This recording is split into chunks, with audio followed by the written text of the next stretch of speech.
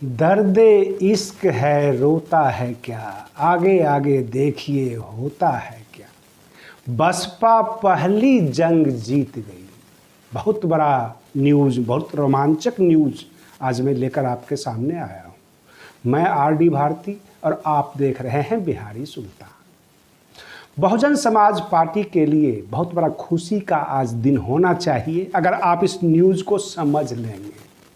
सर्वोच्च न्यायालय ने देश के 9 राजनीतिक दलों को जुर्माना ठोक दिया कंटेम्प्ट ऑफ कोर्ट में, और बहुत कुछ ऑर्डर पास किए हैं। मैंने एमिकस क्यूरी से पूरी जानकारी ली, आदेश की प्रति देखी, समझा और फिर मैं आपके सामने प्रस्तुत हो रहा हूँ। अगर आप पेशे से एडवोकेट हैं तो आपको बहुत ज़्यादा समझ में आएगी। सर्वोच्च न्यायालय ने कहा कि हमने 2020 में कहा था कि राजनीतिक दल में अपराधीकरण नहीं होना चाहिए, परंतु बहुत सारे राजनीतिक दल ऐसे हैं जो आपराधिक प्रवृत्ति के लोगों को टिकट दिया और मैं चिन्हित कर लिया है। अब मैं इनका कार्रवाई कर रहा हूँ, जिसमें बहुजन समाज पार्टी बिल्कुल बेदाग पाई गई है। खुशी में मैंने कहा कि बसपा जीत गई है, तो जो इनके विरोधी थे वो कहने लगे कि ये कहा है कि बसपा चोर नहीं है, ये तो नहीं कहा कि आप साहूकार हैं। आप क्या जीत गए? 9 राजनीतिक दलों को जुर्माना ठोक दिया। मैं आपको बता दूं, 10 लोकसभा सांसद हैं बसपा के और 4 राज्यसभा सांसद हैं। 14, अगर 14 हैं और वो बेदाग हैं तो बसपा जीती या नहीं? 9 राजनीतिक दलों को जुर्माना ठोका गया और ये कहा गया कि एक ऐप बनाइए। चुनाव आयोग को बुला लिया सर्वोच्च न्यायालय ने, कहा एक ऐप बनाइए और अपने नेताओं को डालिए उस पर और आम जनता उसको चेक करेगी।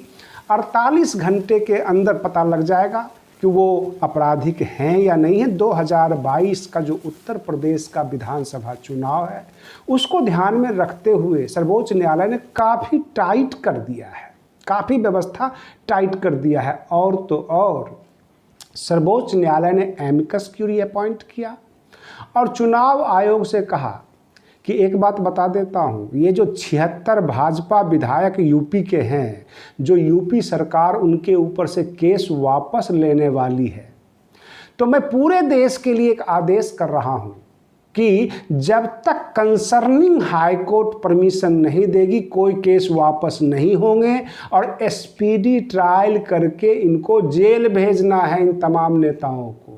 कुल मिलाकर सर्वोच्च न्यायालय एक हिमालय की भांति खड़ी हो गई आम जनता के पक्ष में। सर्वोच्च न्यायालय ने तो ये भी कह दिया कि क्या बात है, आप बताइए, जब जब चुनाव नज़दीक होता है तो ईडी और सीबीआई काफ़ी एक्टिव हो जाते हैं और उन्हीं राज्यों में जाके छापेमारी शुरू हो जाती है। ये क्या हरकत कर रखी है?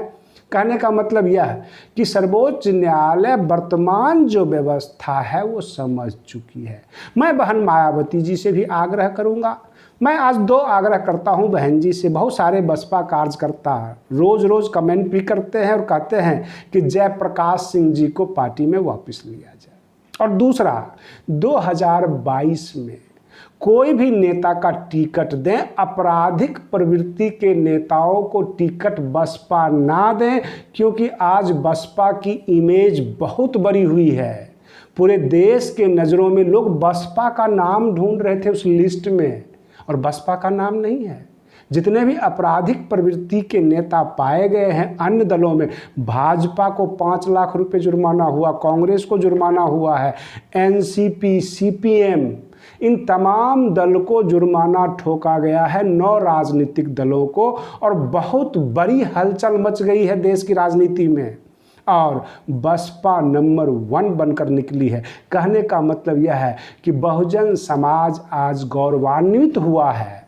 आप दागदार नहीं हैं, ऐसा संविधान के नज़र में और सर्वोच्च न्यायालय के नज़र में आप पाए गए हैं। मैं उन तमाम भाइयों को हार्दिक धन्यवाद देता हूं जो हमारी अभी तबीयत खराब है और हमें सहायता भेज रहे हैं। आप लोगों का सहायता मुझे आ रहा है, कोई चीज़ छुपी हुई नहीं है, डिजिटल इंडिया है। आपके जो कुछ भी सहायता भेज रहे हैं सब मुझे मिल रहा है और मुझे आपका सपोर्ट मिल रहा है, बहुजन समाज का हमें सपोर्ट मिल रहा है। इसी तरह आप हमारे चैनल को सब्सक्राइब भी कीजिए, वीडियो अच्छा लगे तो इसे लाइक कीजिए, शेयर कर दीजिए। और यह आपका अपना चैनल है, मैं आपकी आवाज़ हूँ। मैं फिर मिलता हूँ अगले वीडियो में, तब तक के लिए धन्यवाद।